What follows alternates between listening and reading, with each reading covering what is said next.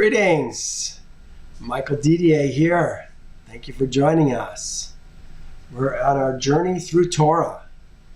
Just getting ready to start Deuteronomy. Today we're finishing Numbers. I'm not sure if we're going to make it into Deuteronomy. We're going to try and cover some other things today, but we may get to some of Deuteronomy. Last week we talked about Reuben, Gad, and Manasseh's land. We talked about the journeys that we made since we left Egypt from Ramses.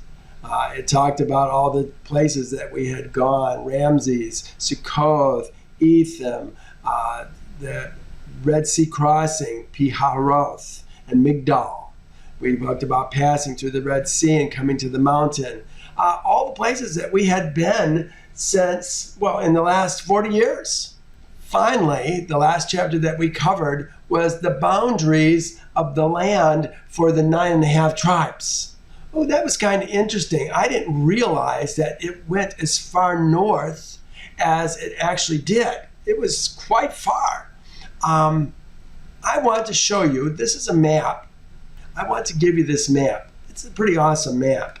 I found this years ago. And it's really neat because when you click on, you see a city, a town, different things on the map that you're interested in, you can actually click on it. Even the rivers are clickable. So when you click on them, it'll tell you about that particular river. It's pretty neat. Here's as far north as it went. We were talking about this valley right here, and this mountain range, and it says Mount Lebanon, but if you go further north on the same mountain range, you're going to find Mount Hor. And it was at the entrance of this valley that is where our land was going to be. So we came down, maybe it's even this valley. It came down through here to this lake, and then look what it says, the Sea of Kinnetheret, or Kinnetheret. We had a big discussion last week about, was this the Sea of Galilee? Yes, in fact it is. And here's further proof that it was. Our land down the valley to the Salt Sea, the Sea of Arabah, down to the bottom. It went through the ascent of Akrabim. Remember we were talking about the ascent of Akrabim right here. And then wound down to Kadesh Berea and then the sea.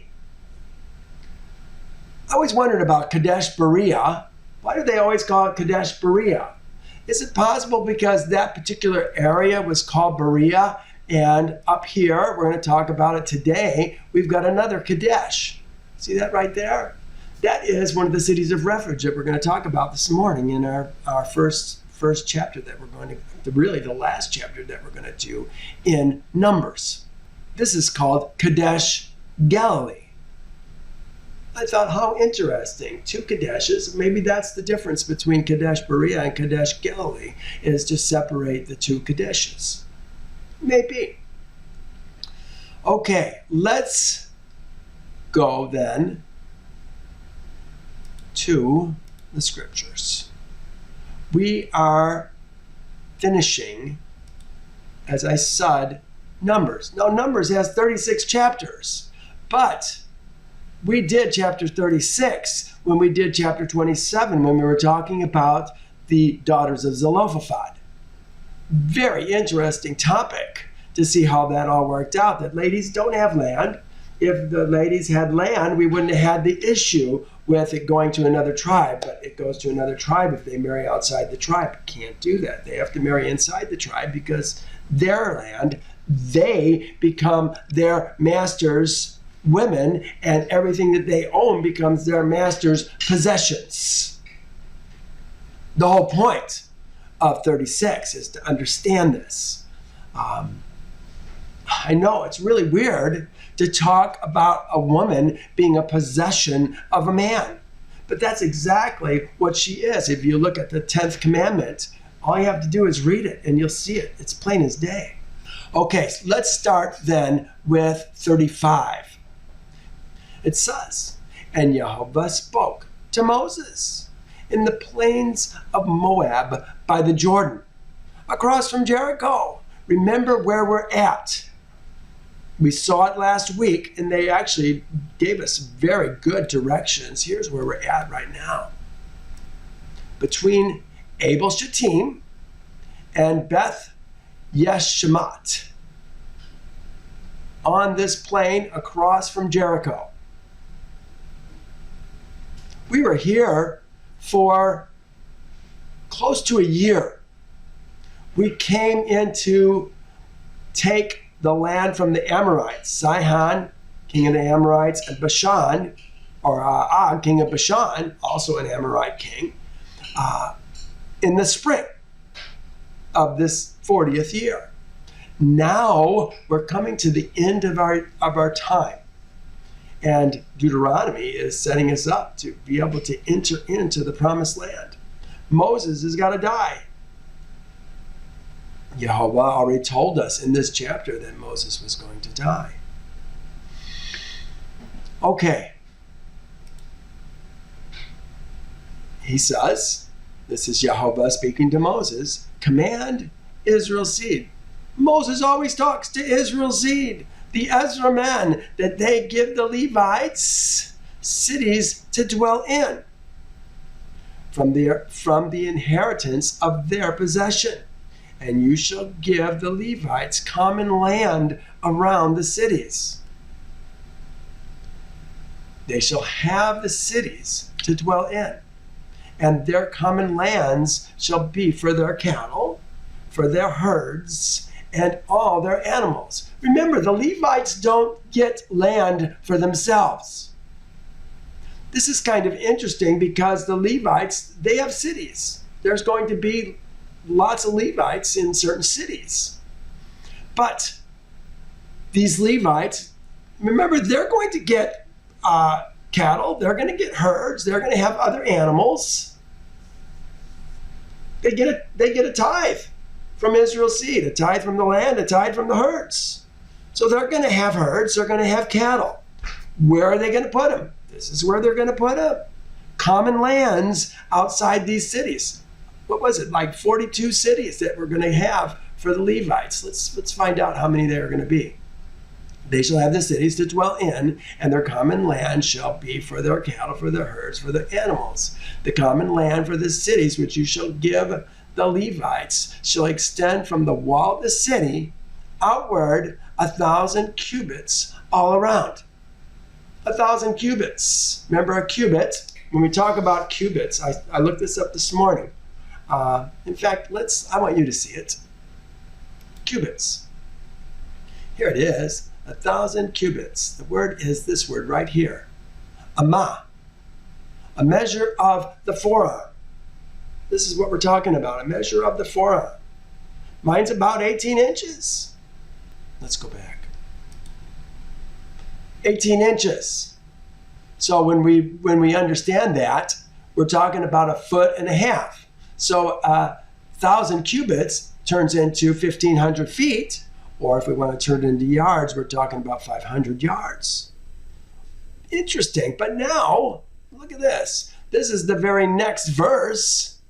It says this, and you shall measure outside the city on the east side 2,000 cubits. On the south side, 2,000 cubits.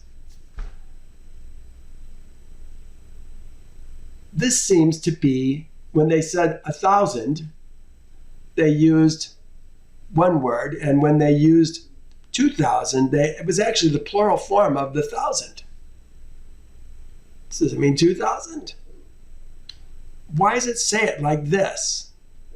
You shall measure outside the city on the east side 2,000 cubits. Okay, is it 1,000 cubits or is it 2,000 cubits? I don't know.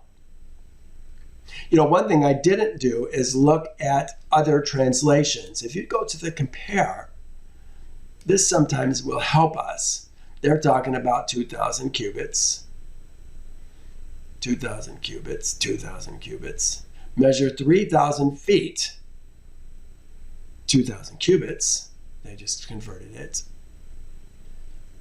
The space between the 1,500-foot line and the 3,000-foot line will be their open land around the cities. It seems like they're adding a little bit to that, but maybe that would help us to understand that better.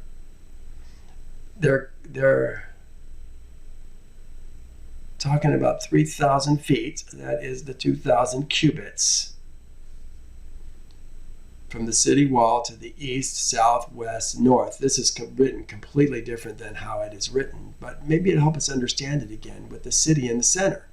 The space between the 1,500-foot line and the 3,000-foot line will be their open land around the cities. Well, that's an interesting interpretation of this particular verse. It may have some merit. Maybe there's some additional land that they're going to get beyond the 1,000. All the other ones seem to do the same thing. You shall have 1,000, you shall measure on the outside eastward 2,000 cubits. This shall be unto them the pasture lands of the cities. All right. Seems like it would all be pasture lands. But again, remember, this is common land for these Levites. Let's go back.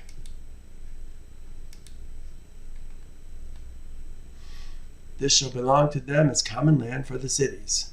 Now, among the cities which you will give to the Levites, you shall appoint 6 cities of refuge to which the manslayer may flee.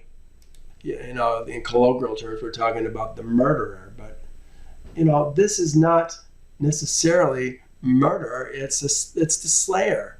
Sometimes Jehovah, it says, delivers these men into our hands. It's an accident. You kill somebody on the road. You're not trying to kill somebody, but it's an accident. That's the slayer. Let's learn a little bit about the slayer. I think this is a really interesting topic. It makes me wonder. Well, let me just read a little bit here and see what you think also. Now, among the cities which you shall give to the Levites, you shall appoint 6 cities of refuge to which the slayer may flee.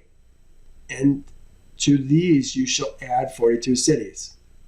So we have 6 cities plus 42 cities. That 48 cities must be the cities that are going to be, well, yeah, here it is. So all the cities which you shall give the Levites shall be 48 cities. All right, let's talk about this manslayer for just a moment, because this is really important that we understand this. We have talked about the manslayer in the past. Ha-raw-tsakh is the manslayer. Will be judged in the city of refuge to determine if it was an accident. If it was not, he will be put to death. They decided based on what? Did he have hatred for this man in the past? That has interesting ramifications. We have to understand that innocent blood, when it is spilled in our land, in a sense, is on us, each Israelite. Here's what it says in Deuteronomy 19. Lest innocent blood be shed in the midst of thy land. This is each man's land, which Jehovah thy Elohim is giving thee for an inheritance. And bloodshed, and bladim. This is all blood, and the blood, all the blood, as how I put it, be upon thee. Hear that? We don't want the blood upon us. But if anyone hates his brother, hates his neighbor, lies in wait for him, rises against him, and strikes him mortally, so that he dies, he flees to one of these cities. And he flees to one of these cities. Then it's going to talk about what's going to happen when he flees there. He gets judged. If he's bad, if he's guilty, he did have hatred in the past, then he's going to be delivered back into the hands of what they call the Avenger of Blood. What does this mean? If the blood is going to be on us, what did he say? All the blood be upon thee. We can't have the blood be upon thee. It's essential that we get the culprit who did this. If it was an accident, great. He can make it to the city of refuge. Better go quick, because the Israelite in whose land this blood was spilled, especially if he knows that that particular man had hatred towards his neighbor, he's coming after him. And he's going to try and catch him before he makes it to the city of refuge. Why? Because he doesn't want the blood to be upon him or his family or his land. The Avenger of Blood is the near of kin, it appears. Is it have to do with blood? I tend to think that it might. Remember when we were talking about near of kin with the land, the ladies had to marry someone near of kin in their father's household. We're talking about the daughters of Zelophehad. They married his father's brothers' sons, their cousins. Here we're talking about the Avenger of Blood. Here's what it talks about in the Avenger of Blood. I couldn't find a whole lot about this morning. I looked quickly. This is Deuteronomy 21:19. Actually 21, 1 through 9. Let me take a look at that for just a moment. It says, if anyone is found slain lying in the field in the land which Jehovah thy Elohim is giving thee to possess. Again, we're talking about a single man. And it is not known who killed him. Then thy elders and thy judges shall go out and measure the distance from the slain man to the surrounding cities. And it shall be that the elder of the city nearest to the slain man will take a heifer which has not been worked and which has not pulled a yoke. And the elder of the city shall bring the heifer down to the valley with flowing water, which is neither plowed nor sown. And they shall break the heifer's neck there in the valley. What if they don't have a valley with flowing water, which is neither plowed nor sown? Maybe we need to keep one available for just such a case. Then the priests, the sons of Levi, shall come near, for Jehovah thy Elohim has chosen them to minister to him and to bless in the name of Jehovah. By their word, every controversy and every assault shall be settled. And all the elders of the city nearest the slain man shall wash their hands over the heifer whose neck was broken in the valley. Boy, how do you break the neck of a heifer? I can't imagine that's an easy thing to do. That's probably not an old herd, a whole animal of the herd. But I would think that would be difficult. Then they shall answer and say, our hands have not shed this blood, nor have our eyes seen it. Provide a covering, O Jehovah, for thy people, your people, Israel, whom you have redeemed, and do not lay innocent blood to the charge of your people, Israel. This is a serious thing. You know, it makes me think when the Avenger of Blood is going to go after somebody, hey, your brother was just killed.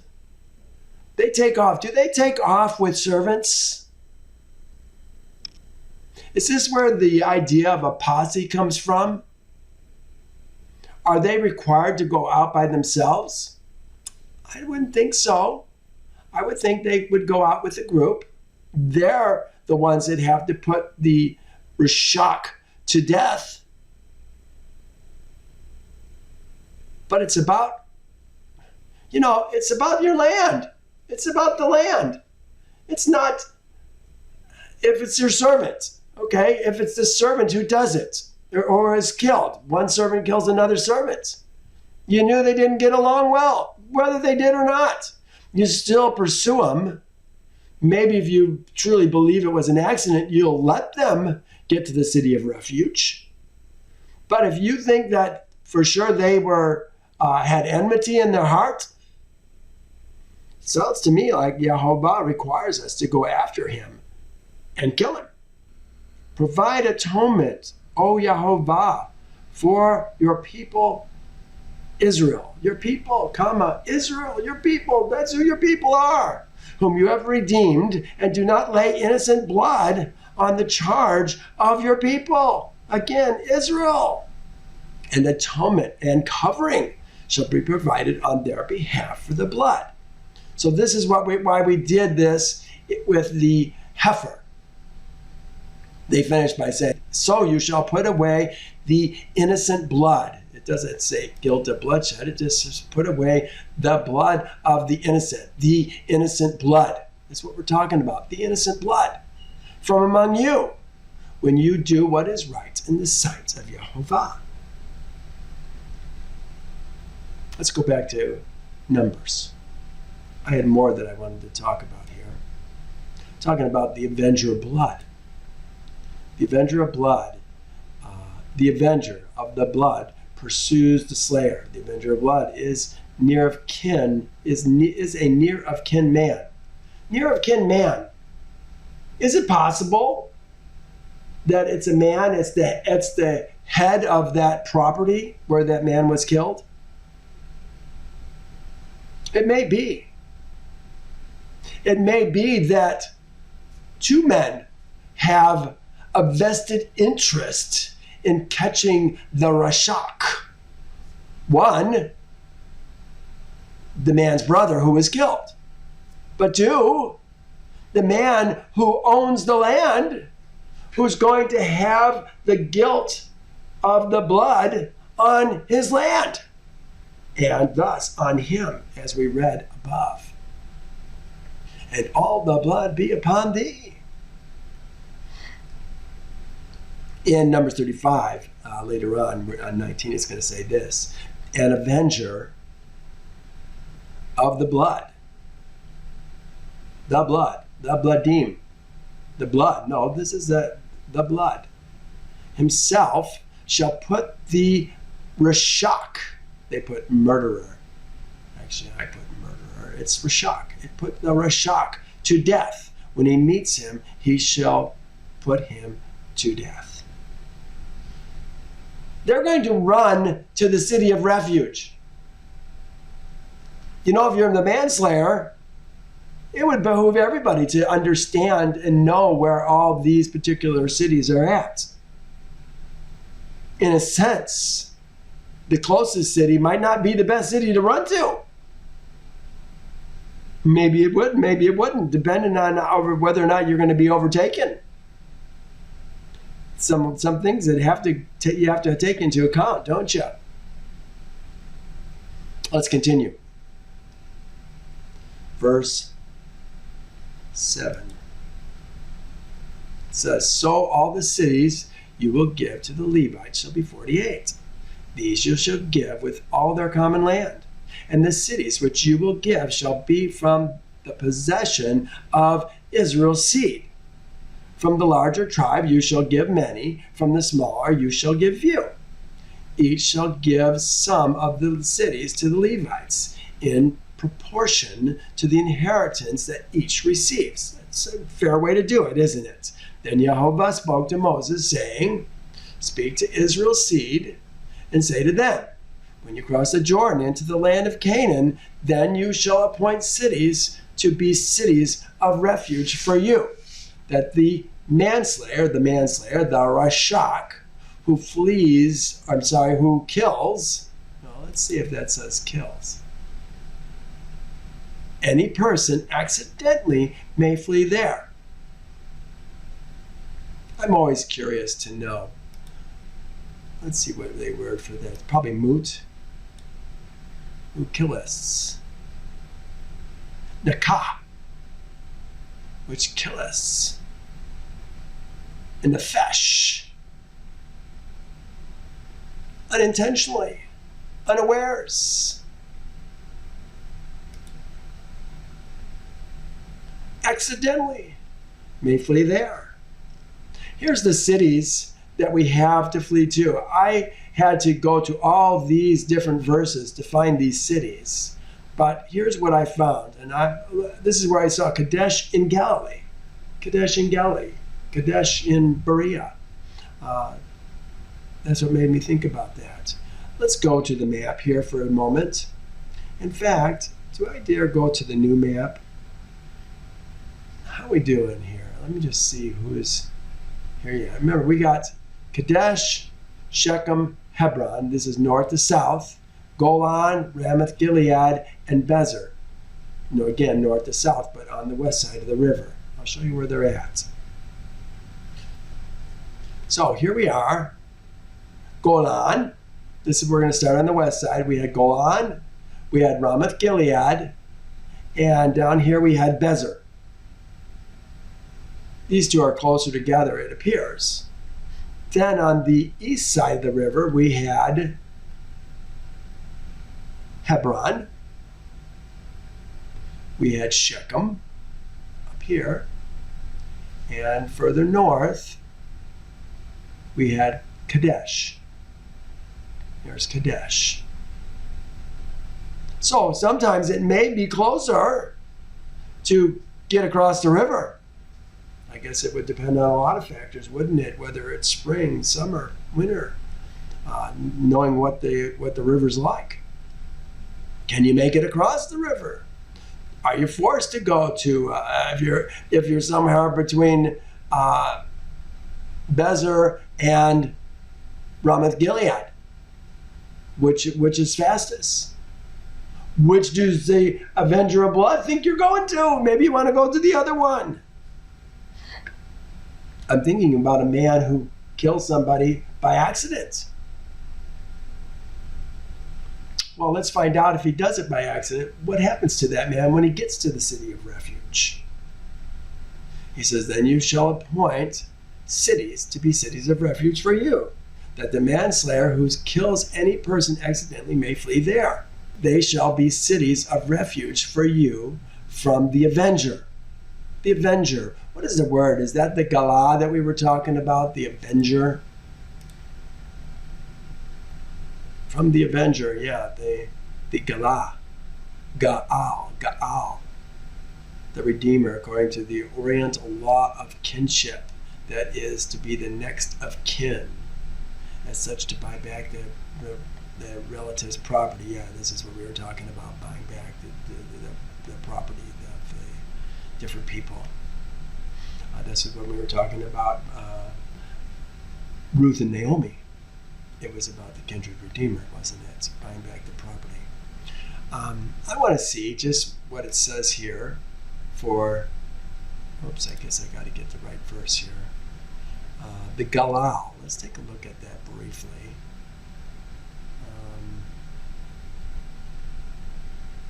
What am I looking for? The Avenger. 1350. If I click on 1350, it opens it up down here. And then I know when I go to my dictionary, I can be able to see it here. Redeemer, yeah, 1350, they want to do redeem. The buying back or bringing back around for someone or something. To restore one to his original position or avenge his death. It is a participle form. This verb, in the participle form, this verb means avenger, as it is the role of the nearest relative to redeem one in slavery or avenge his murder. Yeah, okay, we talked about if you go poor, when you sell yourself to another man, that your relative could buy you back. Well, this sounds like it's a relative. But again, does the man who owns the land have a vested interest in catching this man? I think he does. I know I would feel obligated to help catch this man. I don't want to have that blood be on my head, as I understand it anyway. Let's go back. He says, they shall be cities of refuge for you from the avenger, that the manslayer, the raw-tsakh, may not die until he stands before the congregation in judgment.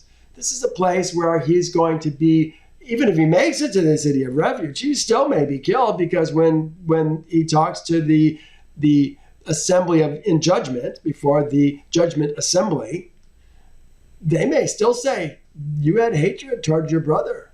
This may not have been an accident. If he's guilty, he's going to be killed. They're going to be delivered to the Avenger of Blood.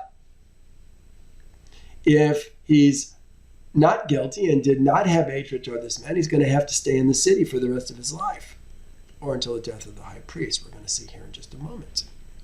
In the cities of refuge you shall give. You shall have 6 cities. You shall appoint 3 cities on this side of the Jordan, and 3 cities you shall appoint in the land of Canaan. This side of the Jordan, we're still talking about, remember where we're at right now, we're on the Plain of Moab. So we're on the west side of the Jordan. That's this side of the Jordan. These 6 cities shall be for refuge of Israel's seed. For Israel's seed, is this the same verse? Yeah. For Israel's seed, the Ezra, for the Ger, and for the Toshab among you. These 6 cities shall be refuge, that all who mortally strikes, that's the word we were just looking at, nakah, a person unawares may flee. Look at that. Usually Yehovah's laws are for whom? For the Ezra, the native born, and for the Ger, who dwells with us. But here they're putting in yet another man, and that is the man who is potentially working for us, the Toshab. Remember, the Toshab is not one of us. He has a relationship with us. He might be a paid staff, but he's from another nation. But he's not really us. He could join us if he wanted to, but he's not one of us. Remember, when we circumcise all the men of our household, we don't circumcise the Toshab. And of course, the Ben Nakar, he doesn't know us at all, so he's not there. So isn't this interesting? Even if the Toshab is going to kill somebody accidentally, he's got to go to the city of refuge also. Stay there the rest of his life. Probably want to join Israel at that point. You're going to be in Israel. What happens to their families? Do their families then come to them? I always want to know all these ins and outs. I would think you have to go to the city of refuge. Your woman's going to come with you. These 6 cities shall be a refuge for Israel's seed. Look at that, for Israel's seed. You know what? This is yet another, you got to look at what it doesn't say. It says Israel's seed, B'nai Israel, for the stranger and the Toshab among them. What does it usually say? It usually says for the native born and the Ger who dwells with you. Well, now it doesn't say the native born, it says the B'nai Israel. Do you see that the B'nai Israel and the native born, the Ezra man, are one and the same? That's just why I put Israel's seed, Ezra, for the Ger, and for a Toshab among you. These 6 cities shall be a refuge for all who mortally strikes a person unawares may flee.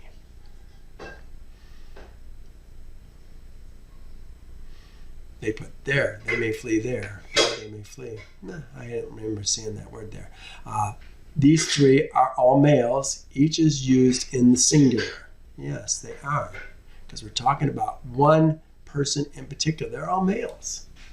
You know, ladies apparently don't get in a position where they're going to hurt anybody. Remember, we don't have ladies that go to war. Did we have ladies in the workforce? Oh, Michael, you're such a male chauvinist. You know what? We have a major overhaul of society as we understand it today if we're going to go back to Jehovah's ways. There's no presidents. There's not judges as we know them. There's not the laws of the land as we know them. Everything's going to change. This is why nobody wants to hear the good news of the kingdom. We like it the way it is. We like Egypt. We're comfortable with Egypt. But you know what? In these last days, I'll bet you Jehovah is going to make us uncomfortable with Egypt. Right now, we just got a president. A lot of people like the new president. Not my president. What's going to happen? Well, let's continue. But if he strikes him with an iron implement so that he dies, he is a raw-tsakh.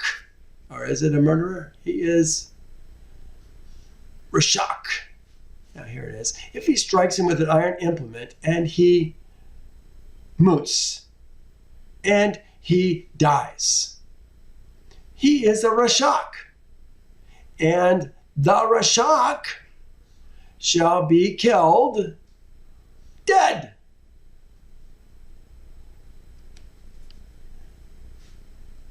The raw-tsakh shall be killed dead. Moot, moot. Isn't that interesting? Moot, moot. Remember, we were talking about ish, ish. Holy, holy. Kodesh, kodeshim. Most holy. Ish, ish. Man, man. Every man. Here we're talking about moot, moot. Fully dead. Perhaps double dead. Can you be one of Jehovah's kingdom if you're double dead? Is one of those for the man of the flesh and one of those for the man of the spirit? I wonder. Yeah, I don't know. I'm just brainstorming. Raw-tsakh. There's raw-tsakh. They use the word murderer. You know, remember it says, thou shalt not raw-tsakh.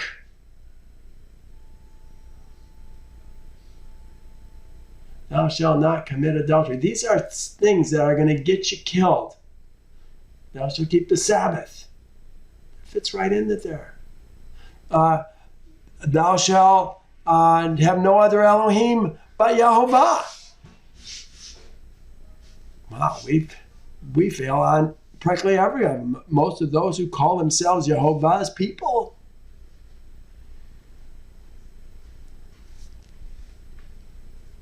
The murderer shall be put to death. Oh, I really like that. How'd it go? 15. Oh, that's 16. Yeah, he shall be moot, moot, and moot, moot. There's moot, there's moot. Shall be double dead. Moot, moot. 17. And if he strikes him with a stone in the hand, by which one could die, and he does die, he is a raw-tsakh, and the raw-tsakh shall surely be put to death. Moot. And if he strikes him with a wooden hand weapon, by which he could die, and he does die, he is a raw-tsakh. The raw-tsakh shall surely be put to death. The Avenger of Blood, here's the Avenger of Blood. The Bladim Gaal. No, that's not even Bladim. That's just Dam. Hadam, the blood. Avenger, the blood avenger. The blood avenger, our blood revenger, is a near of kin man. The blood revenger, I put revenger, himself shall kill, there it is, kill, that's the word moot, the raw-tsakh. When he meets him, he shall kill him. So is he going by himself? Is there a posse going after him? I would tend to think there's help. Otherwise, you could have a double homicide. Can't have that. The Avenger of Blood shall put the raw-tsakh to moot. When he meets him, he shall put him to moot. If he pushes him, what do I have here? This is Deuteronomy 19, 1-6. We read that this morning. We don't need to read that again. 20. If he pushes him out of hatred, or while lying in wait, hurls something at him so that he dies, or in enmity he strikes him with his hand so that he dies, the one who struck him shall surely be put to death. He is a raw-tsakh. The Avenger of Blood shall put the raw-tsakh to death when he meets him. However, if he pushes him suddenly without enmity, or throws anything at him without lying in wait, or uses a stone by which a man could die, throwing it at him without seeing him, so that he dies while he was not his enemy or seeking his harm, then the assembly shall judge between the manslayer, the raw-tsakh, and the Avenger of Blood. The blood avenger or blood revenger, according to these judgments. You hear that? You've got, this is the, what do they call it? In the prosecutor and the defendant.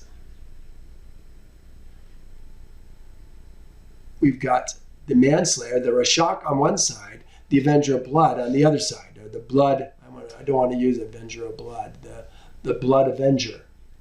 It's about dealing with that blood. According to these judgments.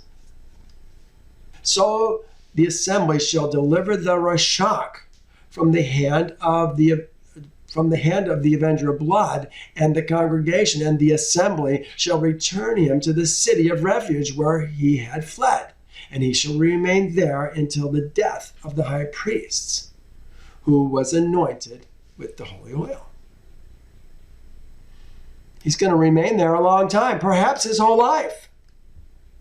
And if the manslayer, again, if the raw-tsakh, double check that, yes, it's the raw-tsakh, if the raw-tsakh at any time goes outside the limits of the city of refuge where he fled, the Avenger of Blood, the blood revenger, finds him outside the limits of the city of refuge, and the Avenger of Blood kills the manslayer, he shall not be guilty of blood.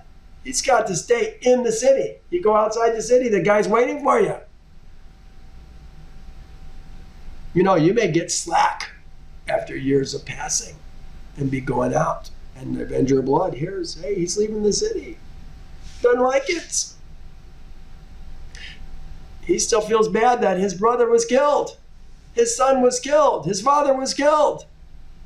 His uncle was killed. Because he should have remained in the city of refuge until the death of the high priest. But after the death of the high priest, the manslayer may return to the land of his possession. So there does become a point where the manslayer can be set free from the city of refuge. Probably going to go out with his family too, I would guess.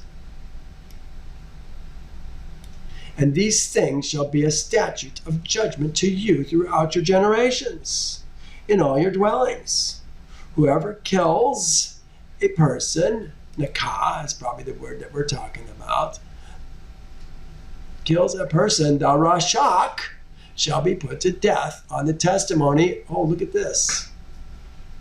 Whoever kills a person, the raw-tsakh shall be put to death on the testimony of witnesses.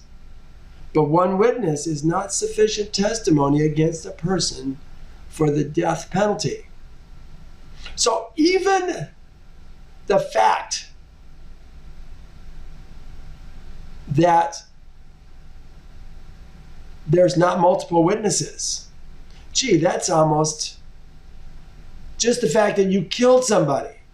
Only one guy saw it. They can't put you to death, but they can't keep you in the city. Even if it's an accident, you don't get to go free. You killed somebody. You're going to be in the city the rest of your life or until the death of the high priest. One witness, that's what we've seen all the time. One witness is not sufficient testimony against a person for the death penalty. I've got a couple verses on that. Here's one. Whoever is deserving of death shall be put to death on the testimony of 2 or 3 witnesses. He shall not be put to death on the testimony of one witness.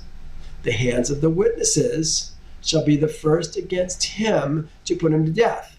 Now, in this case, we're talking about the raw-tsakh is going to be delivered into the hands of the Avenger of Blood, and afterwards the hands of the people. So you shall put away the evil from among you. Here's another one about one witnesses. One witness shall not rise against a man concerning any iniquity or any sin that he commits. By the mouth of 2 or 3 witnesses, the matter shall be established. So, a witness. My husband committed adultery. Well, here's one we see all the time. Oh, who saw it? Who are the witnesses? Was it a married woman? Or was it an unmarried woman? Was it an unmarried woman or was it adultery? Oh, man. So many things. But, here's the case where it's the witnesses are going to put him to death. There's not an Avenger of Blood involved in this, is there?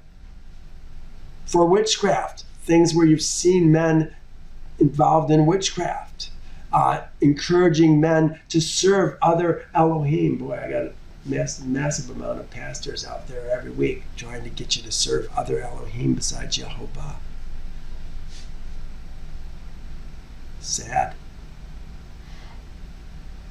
Whoever kills a person, the raw-tsakh shall be put to death on the testimony of witnesses. But one witness is not sufficient testimony against a person for the death penalty.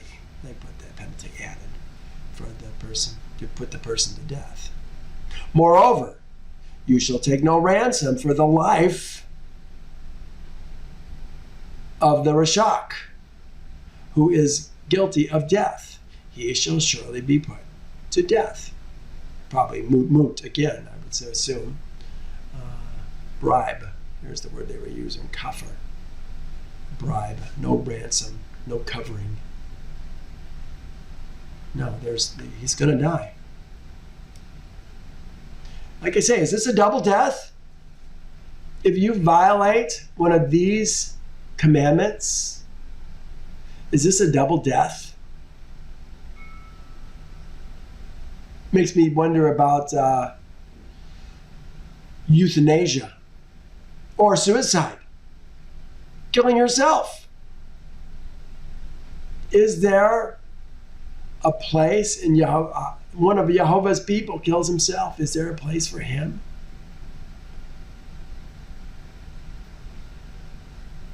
If you're going to take another man's woman, commit adultery, you're going to die.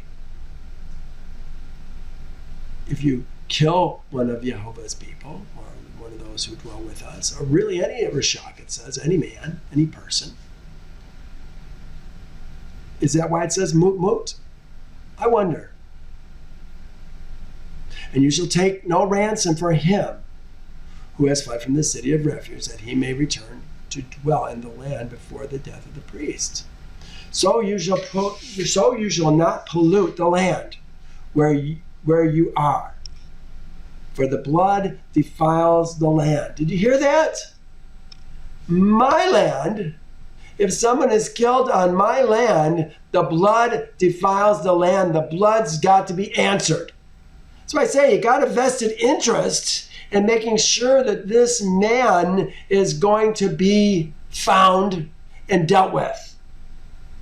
We saw in Deuteronomy, I think it was 19 this morning, that if you don't know who killed him, then you've got a remedy for getting covered so that the blood does not affect you. So you shall not pollute the land where you are, for the blood defiles the land, and no covering can be made for the land, for the blood that is shed on it, except the blood of him who shed it. Well, it says no covering, but we were just talking about a covering, that there is a way to make a covering.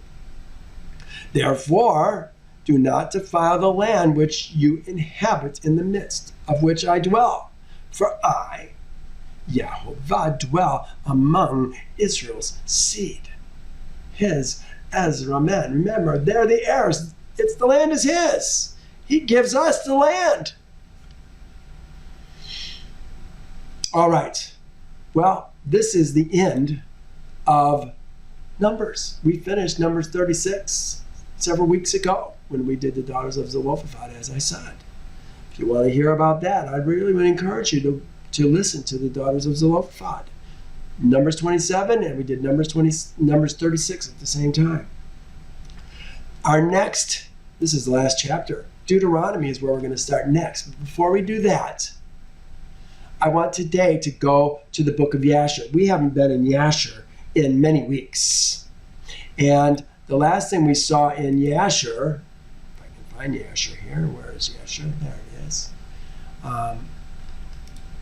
Here's where we left off.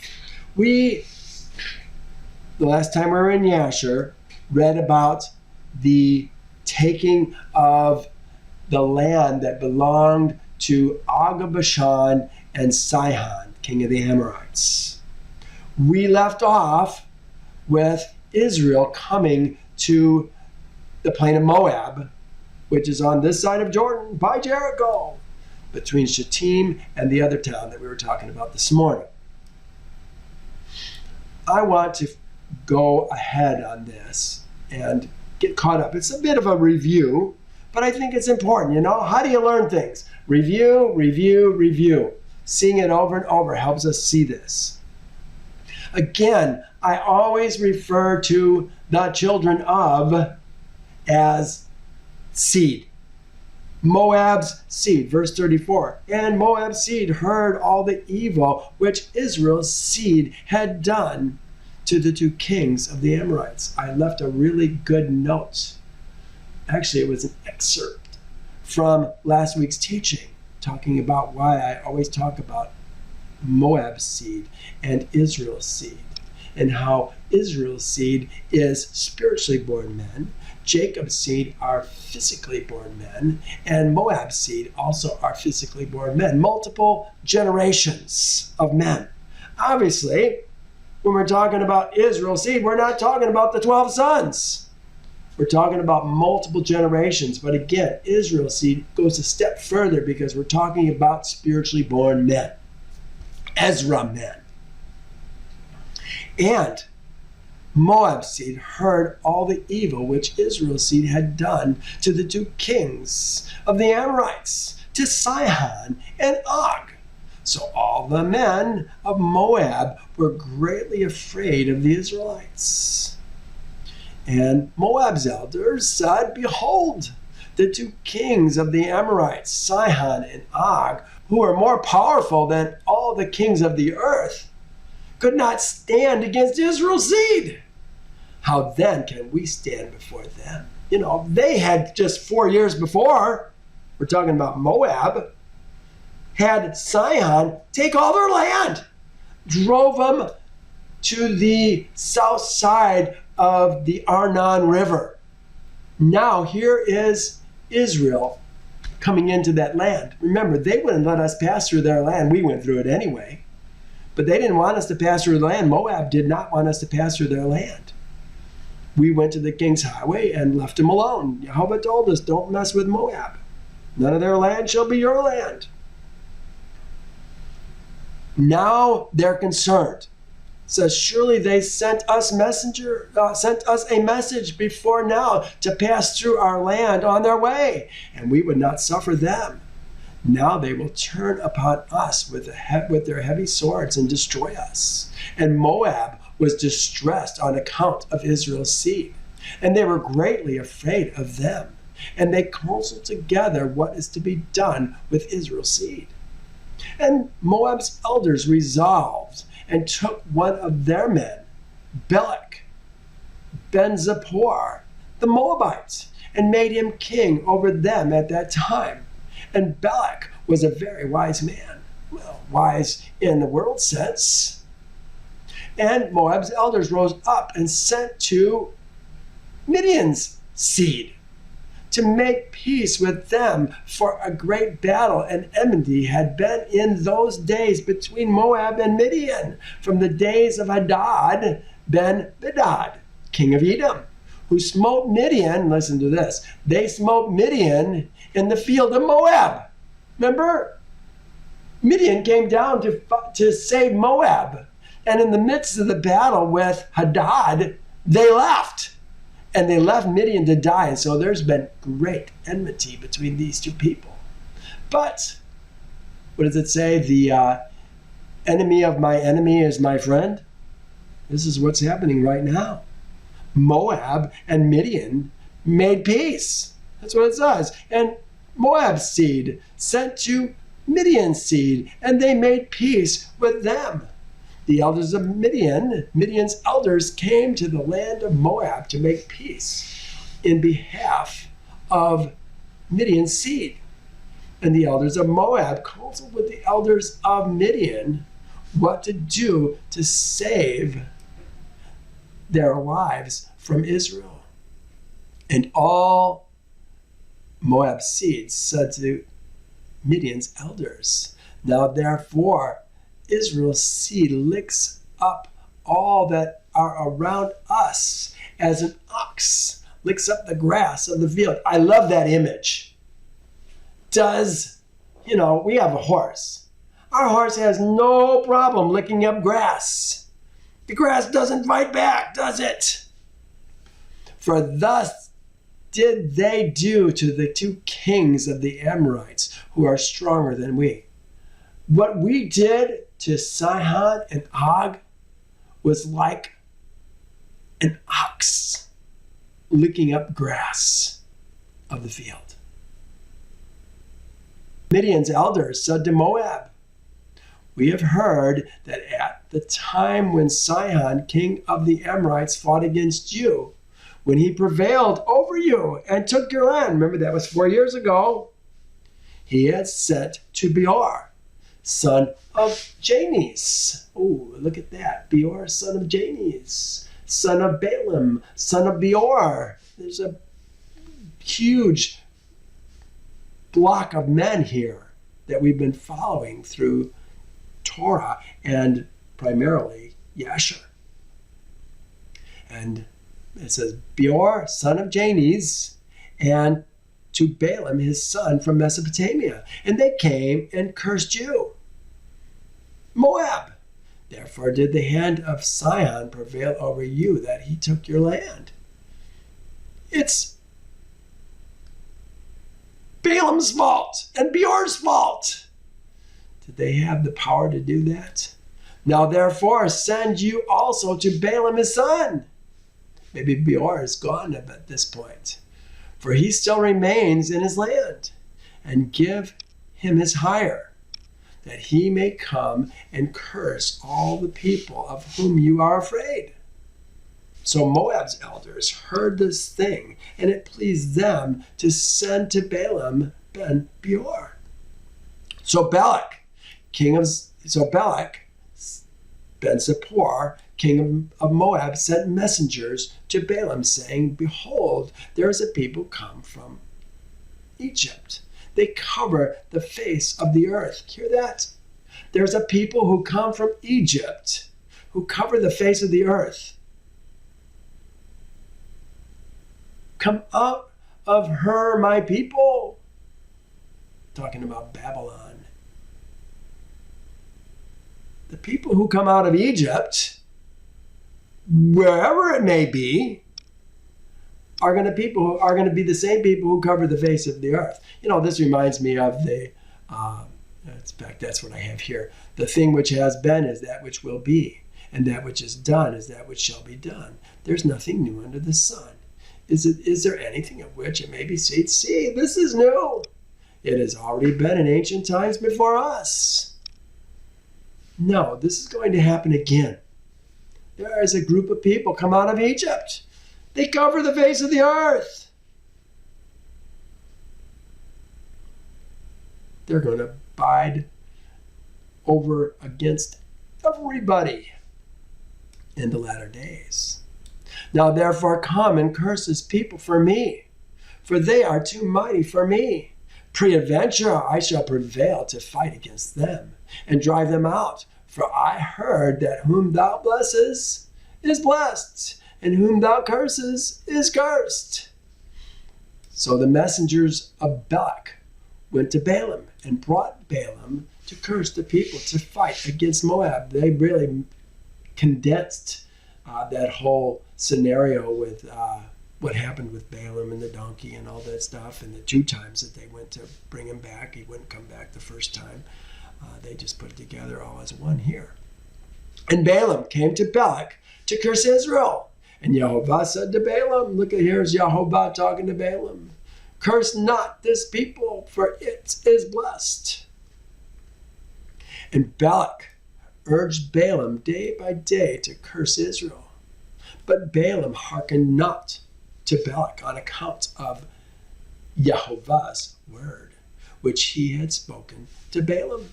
No, he can't go against Jehovah's word. And when Balak saw that Balaam would not accede to his wish, he rose up and went home. And Balaam also returned to his land. And he went from there to Midian. Yeah, he went from there to Midian. It said in Torah that Balaam went home. Well, he did. He went to Midian. This is why Midian he was killed with the Midianites when we attacked Midian. Here it says, so this is Numbers 24. So Balaam rose up and departed and returned to his place. Balak also went his way. Yeah, he didn't go to his place. He went to his place via Midian. He never made it to his place. 51. And Israel's seed journeyed from the plain of Moab and pitched by the Jordan from Beth Yeshimot even unto Abel Shittim at the end of the plains of Moab. Yeah, that's exactly what we were talking about. Here's our map. Abel Shittim, Beth Shemesh at the end of the plains of Moab. They're right down in here.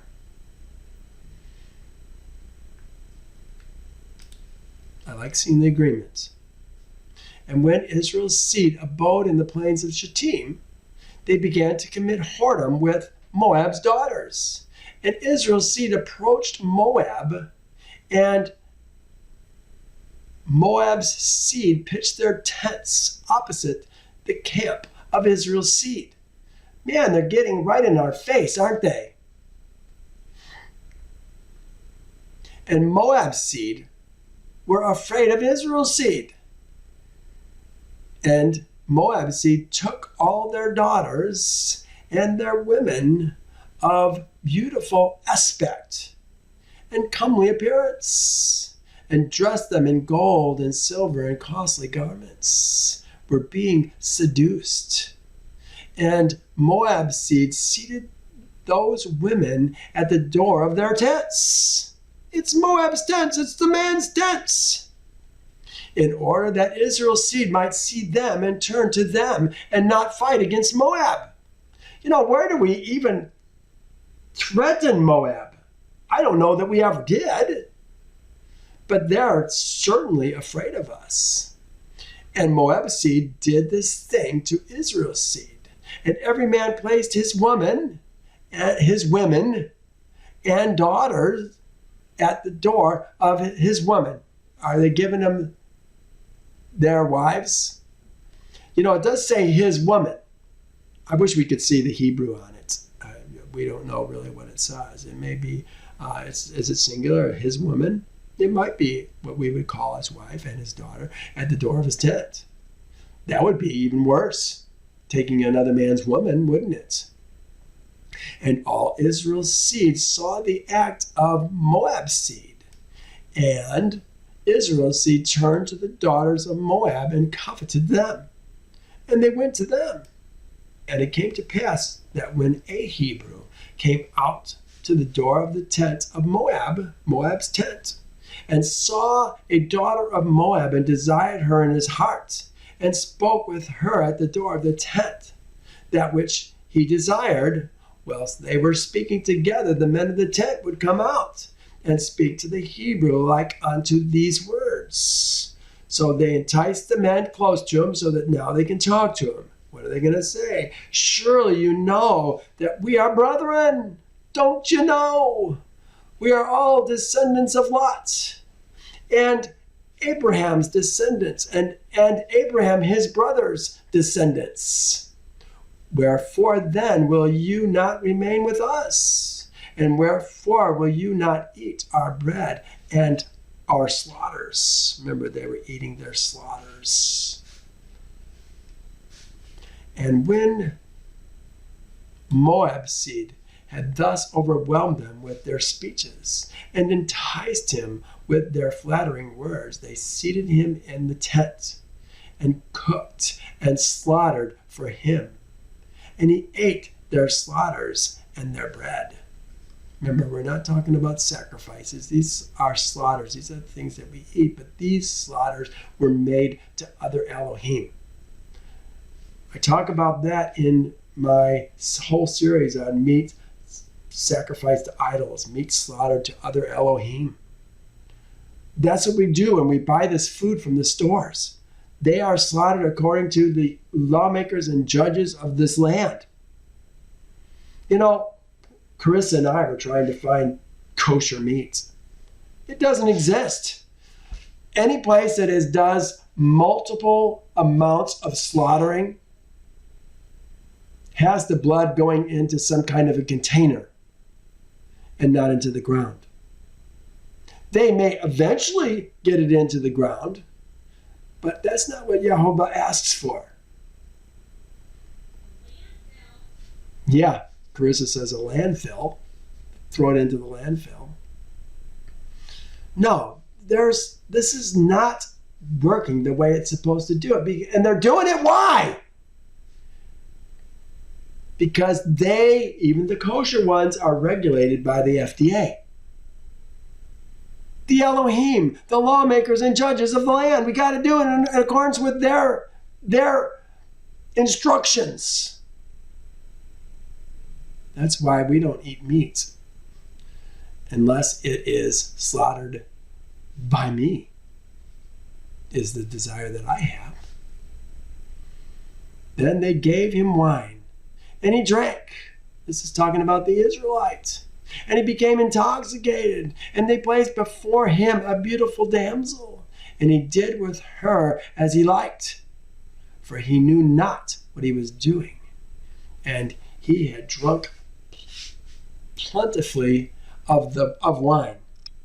Thus did Moab seed to Israel in that place, in the plain of Shittim, and the anger of Yehovah was kindled against Israel on account of this matter. And he sent a pestilence among them. Remember, the pestilence really was a striking. Is that what I have here? This was a striking by the leaders of thousands, hundreds, fifties against any of their men who did these evil things. That was what it was. It was not pestilence, it was a striking. And there died of the Israelites 24,000 men. Remember, these are men. It's always men. When we're talking about the people, we're talking about men. Israel's seed. Now there was a man of Simeon's seed, whose name was Zimri, the son of Salu, who connected himself with the Midianite Cosbi. Remember, Cosbi was the daughter of Zur, king of Midian, one of the 5 kings of Midian, in the sight of Israel's seed, right in front of us. We were at the door of the tabernacle of meetings, and this man brought this woman into his tent right in front of us. And Phinehas, ben Eleazar, ben Aaron, the priest. Eleazar is the priest, not Phinehas, not Aaron. Aaron's dead. Saw this wicked thing which Zimri had done. And he took a spear and rose up and went after them and pierced them both and slew them. And the pestilence, the striking, ceased from Israel's seed. 86. At that time, after the striking, Jehovah said to Moses and to Eleazar, ben Aaron, the priest, Eleazar ben Aaron, the priest, we're talking about Eleazar, not Aaron, saying, number the heads of the whole community of Israel's seed, from 20 years old and up, all who went forth in the army.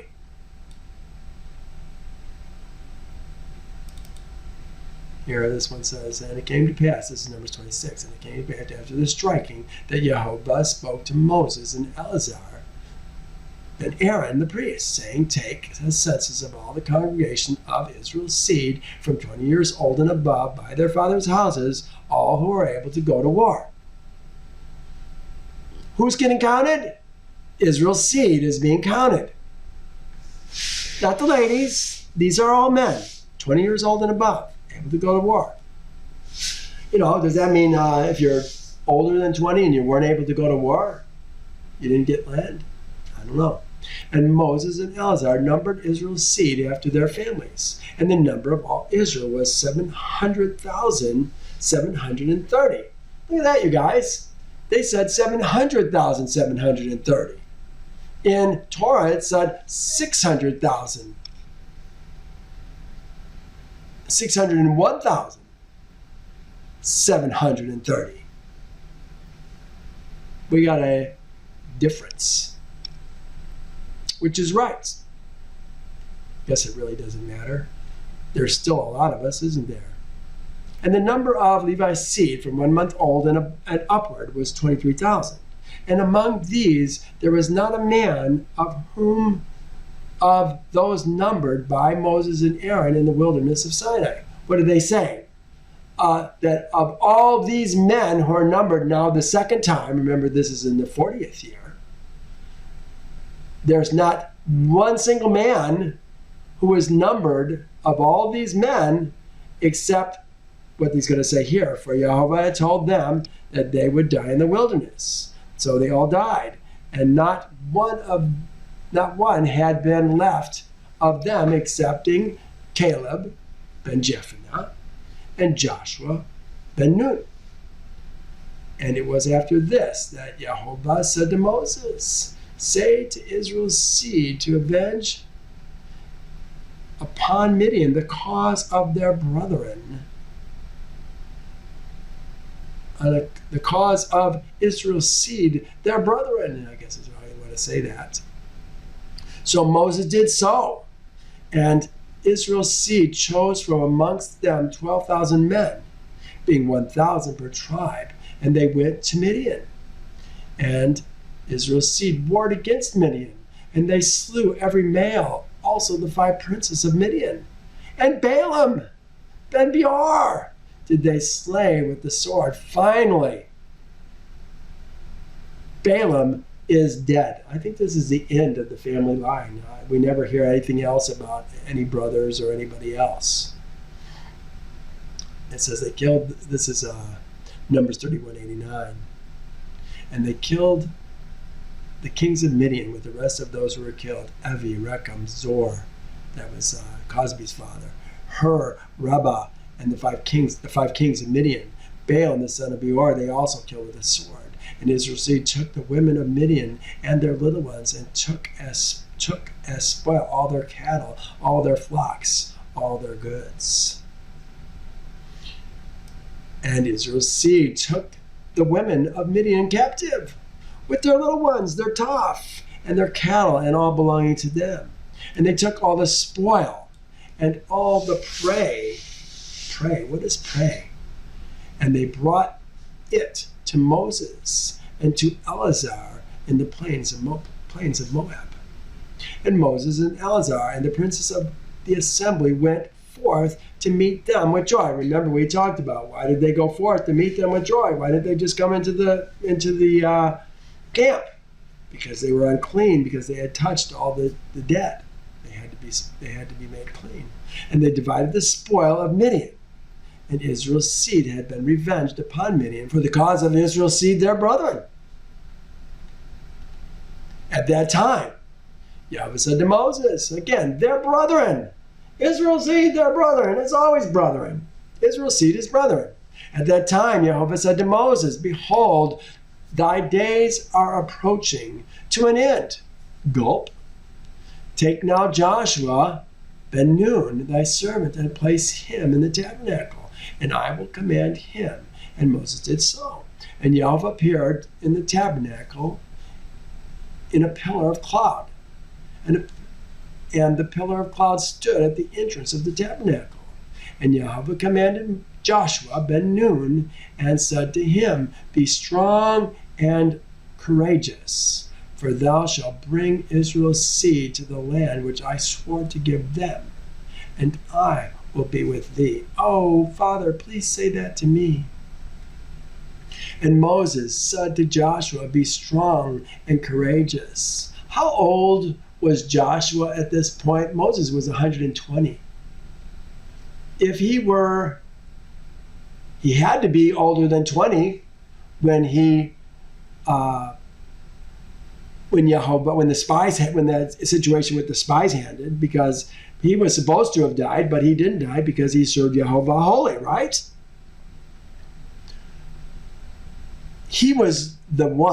Joshua was the one who was with Moses when he went up to the mountain, I think both times, for the 40 days and the 40 nights.